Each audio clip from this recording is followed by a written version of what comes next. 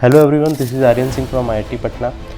आज हम लोग बात करने वाले हैं इस वीडियो में कम्प्लीटली सीएचएस के बारे में। जो बच्चे 9th और 10th में हैं, जो बच्चे 10th में 11th में मूव करना चाह रहे हैं और वो सीएचएस का एग्ज़ाम देने जा रहे हैं मई में, तो उनके लिए एक ये कंप्लीट वीडियो रहेगी क्लास 9th के ऊपर, साइंस के ऊपर कि क्लास 9th की साइंस में अगर उन्हें रिवाइज़ करना है तो वो कैसे टॉपिक्स को रिवाइज़ करें जिससे उनका रिवीजन काफ़ी ज़्यादा एफिशिएंटली हो जाए, काफ़ी ज़्यादा आसानी से हो जाए। देखो, इस वीडियो में मैं आपको ये बताने जा रहा हूँ कि अगर आप क्लास 9 रिवाइज करने जा रहे हो तो एक ऐसा ब्लूप्रिंट मैं आपको बताऊंगा जो कि पिछले साल के सीएचएस के सारे पेपर्स को एनालाइज करके ये देखा गया है कि इस चैप्टर्स में से ये टॉपिक्स आपके पास आते हैं। ठीक है, तो कंप्लीट एक आप कह सकते हो प्रीवियस ईयर क्वेश्चंस के थ्रू एनालाइज करके एक proper road map, proper blueprint आपके लिए बनाया गया है। ठीक है, तो चलिए स्टार्ट करते हैं। देखो, सबसे पहले मैं आपको ये एक पीडीएफ दिखा देता हूँ जो कि पीडीएफ हमने बनाया है। इस पीडीएफ को अगर आपको चाहिए तो आप हमारा टेलीग्राम चैनल ज्वाइन कर सकते हो, वहाँ पर ये पीडीएफ आपको फ्री ऑफ कॉस्ट मिल जाएगी। ठीक है, और लिंक डिस्क्रिप्शन में है, तो आप वहाँ से बिल्कुल डाउनलोड कर सकते हो। तो देखो, सबसे पहले मोटा मोटी अगर हम बात करें क्लास 11 साइंस के लिए, तो देखो मोटा मोटी अगर हम लोग बात करें क्लास 9 के साइंस में, तो 3 कैटेगरी में मैंने बांट रखा है। पहला फिजिक्स, फिर केमिस्ट्री, फिर लास्ट है बायो। ठीक है, तो देखो हम अगर फिजिक्स की बात करें तो फिजिक्स में आपके पास 5 चैप्टर्स हैं। फिर केमिस्ट्री की बात करें तो आपके पास 4 चैप्टर्स हैं, और बायोलॉजी की बात करें तो आपके पास 3 चैप्टर्स हैं। तो मोटा मोटी ये आपके पास हिसाब रहने वाला है। तो देखो, सबसे पहले हम फिजिक्स के बारे में बात करते हैं। देखो, फिजिक्स में सबसे पहला चैप्टर आपका आता है मोशन। मोशन में आपको जो बेसिकली चीज़ें ध्यान रखने वाली हैं वो ये आपको ग्राफ्स बहुत ज़्यादा इंपॉर्टेंट है। ST ग्राफ हो गया, VT ग्राफ हो गया, AT ग्राफ हो गया, ये सारी चीज़ों को आपको अच्छे से रिवाइज करके, अच्छे से रिमेंबर करके जाना है। अच्छे से अगर हो सके तो आप याद करके चले जाइए कि आपके पास एक्सीलरेशन जब कांस्टेंट होता है तो आपके कैसे कैसे केसेस बनते हैं, एक्सीलरेशन नॉन कांस्टेंट रहता है तो आपके कैसे कैसे केसेस रहते हैं। अन्यथा अगर आप देखोगे ध्यान से पुराने साल के पेपर्स में तो कांस्टेंट एक्सीलरेशन के ग्राफ्स काफ़ी ज़्यादा पूछे गए हैं। सेकेंड टॉपिक जो आता है वो आपका इक्वेशंस ऑफ मोशन। देखो, 3 इक्वेशंस ऑफ मोशन होती हैं, उन तीनों का यूज़ करके आपके पास न्यूमेरिकल्स बहुत सारे बनते हैं। ठीक है, तो आप इक्वेशंस ऑफ मोशन को जरूर पढ़कर जाना। सेकंड चैप्टर पर आते हैं। तो सेकंड चैप्टर पे आपका चैप्टर है force and laws of motion. देखो, force and laws of motion में पहला चीज आपको सेकंड लॉ जो F = ma वाला लॉ है। ठीक है, मैं यहाँ पर लिख दे रहा हूँ जिससे आपको थोड़ा सा याद रहेगा कि जो आपका लॉ है F = ma। देखो, इस पर आपको पूरा एक तरीके से न्यूमेरिकल क्वेश्चंस अगर आपका इस चैप्टर से बन रहे हैं तो सेकंड लॉ से जो क्वेश्चंस बनेंगे वो सेकंड लॉ से ही बनेंगे, फोर्स = मास × एक्सीलरेशन, इससे। ठीक है, और दूसरा न्यूमेरिकल टाइप जो बन सकता है वो आपका कंजर्वेशन ऑफ मोमेंटम के कंसेप्ट से आपको एक अच्छा खासा कंसेप्चुअल सवाल बन सकता है। तो force and laws of motion को पढ़ रहे हो तो आपको ये 2 टॉपिक्स बहुत अच्छे से करके जाना अगर आप न्यूमेरिकल सॉल्व करना चाहते हो। तीसरा चीज एप्लीकेशन ऑफ लॉस के थ्योरेटिकल क्वेश्चंस, जैसे कि कोई आपका जो थर्ड लॉ है एक्शन रिएक्शन फोर्स, उस पर कभी कभी आपके थ्योरेटिकल सवाल भी पूछ लिए जाते हैं, बट मेजॉरिटी यहाँ से न्यूमेरिकल पूछा जाता है। तो न्यूमेरिकल के लिए आप ये 2 टॉपिक्स को जरूर से जरूर करके जाएं। बट मेजॉरिटी देखो इस चैप्टर से आपके पास न्यूमेरिकल्स पूछे जाते हैं, तो न्यूमेरिकल्स के लिए आपके पास ये टॉपिक और ये टॉपिक जरूर करके जाना है इस चीज को। तीसरा चैप्टर आप पर आते हैं ग्रेविटेशन। देखो, ग्रेविटेशन एक कह सकते हो कि बहुत कॉम्प्लिकेटेड टॉपिक है और बहुत अच्छा भी टॉपिक है। दोनों तरीके से आप देख सकते हो। मैं आपको ग्रेविटेशन के हिसाब से अगर बताऊं तो आपको 3 टॉपिक्स अच्छे से पढ़कर जाने। पहली चीज, डेफिनेशंस जरूर पढ़कर जाओ, स्पेशली वेट का। देखो, डायरेक्ट मैंने देखा है इस क्वेश्चन, डायरेक्ट मैंने पेपर्स में देखा है सीएचएस के कि आपके पास डेफिनेशंस से डायरेक्ट क्वेश्चन आते हैं, वेट और मास। स्पेशली यहां पर मैंने लिख रखा है कि आप वेट और मास का डेफिनेशन जरूर से पढ़कर जाना, अच्छे से रिमेंबर करके जाना। ठीक है, दूसरा चीज, लॉ ऑफ ग्रेविटेशन और जी के ऊपर जो जी वाला फॉर्मूला है ना आपका, GMEM m/r², इस चीज को आप जरूर पढ़कर जाना। नेक्स्ट थर्ड टॉपिक है फ्री फॉल के ऊपर जो स्मॉल जी का कंसेप्ट लगता है उस चीज को आप जरूर से पढ़कर जाना। और रिमेंबर, अगर क्वेश्चंस में g = 10 मीटर/सेकंड स्क्वायर नहीं दिया है, मतलब acceleration due to gravity 10 metre per second square नहीं दिया है, तो आप हमेशा g की वैल्यू को 9.8 मीटर/सेकंड स्क्वायर ही लेकर चलने वाले हैं। इससे कहीं ना कहीं सवाल में बहुत बार कंसेप्चुअली बहुत बार गलती हुई है, बहुत बार आंसर्स में मिस्टेक हुई है। तो आप इस मिस्टेक को अवॉइड करने के लिए, अगर क्वेश्चन में नहीं दिया है कि जी को 10 मीटर पर सेकंड स्क्वायर लेकर चलो, तब तक आपको यही चीज़ लेकर चलना है। आपको अपने हिसाब से दिमाग नहीं लगाना है कि जी की वैल्यू हम 10 मीटर पर सेकंड स्क्वायर लेकर चलेंगे। नेक्स्ट टॉपिक पर आते हैं हम लोग, नेक्स्ट चैप्टर पर आते हैं, जो कि है वर्क एंड एनर्जी। देखो, वर्क एंड एनर्जी पे थ्योरेटिकल सवाल भी पूछे जाते हैं और आप कह सकते हो कि न्यूमेरिकल सवाल भी पूछे जाते हैं। मेजॉरिटी यहाँ से न्यूमेरिकल सवाल ही पूछे गए हैं, जिसपे हम simply types of energy, kinetic और पोटेंशियल एनर्जी के ऊपर बुझा गया। देखो 2019 में एक CHS का सवाल आया था जिसमें आपके ऊपर काइनेटिक एनर्जी का ग्राफ पूछा गया था। तो NCERT में अगर आप NCERT या कहीं और बाहर से पढ़ोगे तो काइनेटिक और पोटेंशियल, दो पोटेंशियल एनर्जी का ग्राफ जरूर से जरूर पढ़कर जाना। नेक्स्ट है law of conservation of energy, जो कि थ्योरेटिकल है और बहुत इजी भी होता है।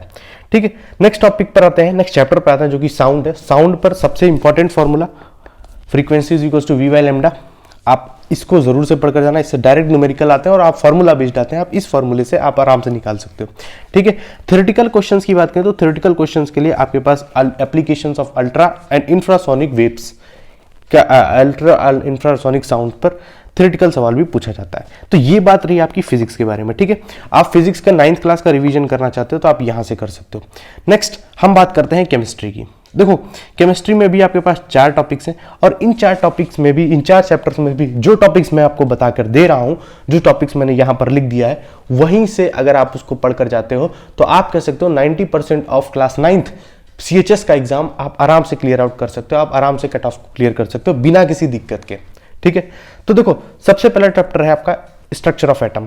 स्ट्रक्चर ऑफ एटम्स में आइसोटोप्स और आइसोबार्स के बारे में बहुत बार पूछा गया है। हाइड्रोजन के आइसोटोप्स, आइसोटोप्स पूछे गए हैं।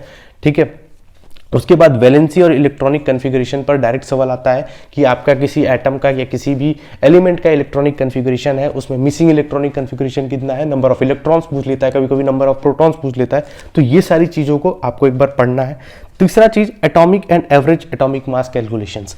ये चीजें आपका कहीं ना कहीं न्यूमेरिकल पर आ सकता है कि एवरेज एटॉमिक मास का कैलकुलेशन करना है किसी एलिमेंट का। ठीक है, या डायरेक्ट आपको किसी का एटॉमिक मास दे रखा है और आपको उस एक एलिमेंट उससे बनाया गया, कंपाउंड बनाया गया, तो उससे आपका एवरेज एटॉमिक मास पूछा गया।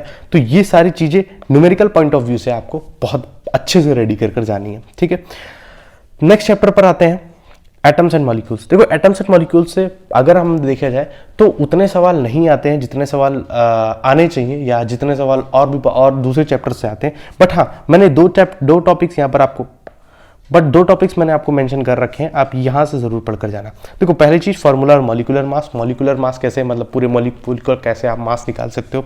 ठीक है, फार्मूला मास कैसे निकाल सकते हो, वो चीजें इस पर न्यूमेरिकल एक आध बार पूछा गया है। दूसरा laws of chemical reaction. Laws of chemical reaction पर भी कभी एक बार हम, आई थिंक हाँ, एक या दो बार, एक बार आपको डायरेक्टली सवाल पूछा गया है direct laws of chemical reaction से। ठीक है, तीसरे चैप्टर पर आते हैं, is matter around us pure. Is matter around us pure में आपके पास न्यूमेरिकल सवाल की बात करें तो कंसंट्रेशन टर्म्स पे बहुत ज़्यादा इंपॉर्टेंट आपको देना है। ठीक है, आपको जैसे फॉर्मूले अगर याद कर रहे हैं, आप फॉर्मूले याद करिए, आपको समझ कर जाना, आपको समझ कर जाइए, क्योंकि percentage V by V, percentage V by W, ये जो इंपॉर्टेंट टॉपिक्स हैं इसको आपको पढ़कर जाना है, फॉर्मूले याद करके जाने, प्लस इस पर न्यूमेरिकल भी सॉल्व करके जाने हैं। ठीक, next types of changes, physical and chemical change, इस पर थ्योरेटिकल सवाल आता है। और लास्ट कुछ साल में मैंने देखा है टिंडल इफेक्ट और कोलाइडल इफेक्ट पर भी एक आध सवाल आपका थ्योरेटिकल बेस्ड आता है, स्पेशली टिंडल इफेक्ट पर। ठीक है, तो थ्योरेटिकल सवाल है तो आप उतना ज़्यादा टेंशन की बात नहीं है। यहाँ पर सबसे ज़्यादा इंपॉर्टेंट है कंसंट्रेशन टर्म्स। लास्ट है आपका केमिस्ट्री में मैटर इन और सराउंडिंग्स। ठीक है, ये एक तरीके से आप कह सकते हो थ्योरेटिकल सवाल है, एक थ्योरेटिकल सवाल है। थ्योरेटिकल सवाल आते हैं इस चैप्टर से। थ्योरेटिकल कैसे, एक आपका ये टेम्परेचर कन्वर्जन केल्विन से सेल्सियस, सेल्सियस से फ़ारेनहाइट, ये बहुत इंपॉर्टेंट होता है और बहुत इजी भी होता है। अगर इसकी आप 4-5 सवालों की प्रैक्टिस कर लेते हो तो मुझे लगता है मोर देन इनफ है। ठीक है, अगर थ्योरेटिकल सवाल की बात करें तो देखो डिफ्यूजन से आ सकता है, डिफ्यूजन टॉपिक से, और इवेपोरेशन इफेक्टर से आ सकता है। ठीक है, और बहुत ज़्यादा क्वेश्चंस इस चैप्टर से मैंने नहीं देखे हैं तो आपका टेम्परेचर कन्वर्जन पे बहुत पुराने टाइम पर देखे, अभी ऐसा कोई वैल्यू नहीं आता है। ठीक है, लेकिन आपको अगर आज चैप्टर को रिवाइज करना है तो आप इन 3 टॉपिक्स को जरूर से रिवाइज करके जाइएगा। नेक्स्ट लास्ट आते हैं हम लोग बायोलॉजी पे। बायोलॉजी के देखो 3 चैप्टर्स हैं। पहली चीज सेल, जो कि फंडामेंटल यूनिट ऑफ लाइफ है। इसमें देखो लेजोसोम और वैक्यूल, ये चीज आपको पढ़कर जानी है। फिर एंडोप्लास्टिक रेटिकुलम, ये बहुत ज़्यादा इंपॉर्टेंट है, बहुत ज़्यादा इंपॉर्टेंट है। ठीक है, अगर आप सेल से सवाल पूछ रहे हैं, अगर कोई पूछ रहा है सेल से सवाल, तो आपको एंडोप्लाज्मिक रेटिकुलम पे 90%, अगर 10 सवाल आए हैं तो 9 सवाल आपके एंडोप्लाज्मिक रेटिकुलम से आया है, और एक सवाल आपका लाइजोसोम से कभी आ गया, और एक सवाल कभी कभी आपका ओस्मोसिस से आया है, डायरेक्ट थ्योरी। ठीक है, ओस्मोसिस से एक सवाल आपका एनसीईआरटी में डायरेक्ट एक वर्ड लिखा हुआ था, उससे क्वेश्चन आया है। तो डायरेक्ट एनसीईआरटी से आपकी थ्योरी से ये सवाल आ जाता है। ठीक है, लेकिन सबसे इंपॉर्टेंट की बात करें तो आपका एंडोप्लाज्मिक रेटिकुलम है। नेक्स्ट आता है टिश्यूज। टिश्यूज में देखो मस्कुलर और परमानेंट टिश्यूज, सिंपल परमानेंट और मस्कुलर दोनों चीज आप पढ़कर जाना, और इसमें जाइलम और फ्लूम, इस चीज को आप जरूर से पढ़कर जाना। ठीक है, आप इसको छोड़ सकते हो, बट जाइलम और फ्लूम और मस्कुलर और परमानेंट टिश्यूज, अगर इस चैप्टर से क्वेश्चन आता है तो पहली चीज तो ये फर्स्ट प्रायोरिटी पे, सेकंड ये और थर्ड ये। ठीक, लास्ट चैप्टर है इंप्रूवमेंट इन फूड। देखो अगर मैं आपको टू बी ऑनेस्टली ये चीज बताऊं तो इस चैप्टर से उतने सवाल नहीं आए हैं जितने सवाल बाकी सारे चैप्टर से हैं। ठीक है, बट हाँ आए हैं, तो मैं आपको बता दे रहा हूँ। इसमें से देखो मैक्रो और माइक्रो न्यूट्रिएंट्स के बारे में आप पढ़ लेना एक बार।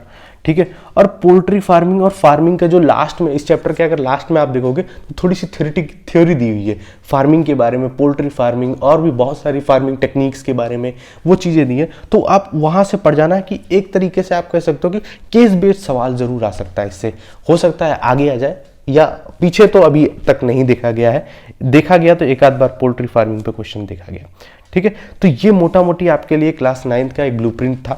इस ब्लूप्रिंट से मैं आपको गारंटी दे रहा हूं कि अगर आप ब्लूप्रिंट में बताए हुए जो टॉपिक्स मैंने इन चैप्टर्स के बताए हैं, आप उतने को ही पढ़कर जाते हो, आप क्लास 10th में अपने क्लास 9th आप भूल चुके हो, या क्लास 9th आपको फिर से रिवाइज करनी है कम समय में, तो ये टॉपिक्स आप पढ़कर जाओ, इन टॉपिक्स को कवर करके जाओ, आपको क्लास 9th में 90 to 95% कॉन्फिडेंस रहेगा पेपर के अंदर कि हाँ क्लास 9th का साइंस का कोई भी चैप्टर आएगा, कोई भी चैप्टर से कोई भी क्वेश्चन आएगा तो आपका इसी ब्लूप्रिंट में से फंसेगा, इसी टॉपिक्स में से फंसेगा। ठीक है, तो क्विक रिवीजन के लिए काफ़ी ज़्यादा हेल्पफुल है। बाकी पीडीएफ अगर आपको चाहिए होगा तो आप टेलीग्राम ज्वाइन कर सकते हो, नीचे डिस्क्रिप्शन में लिंक है।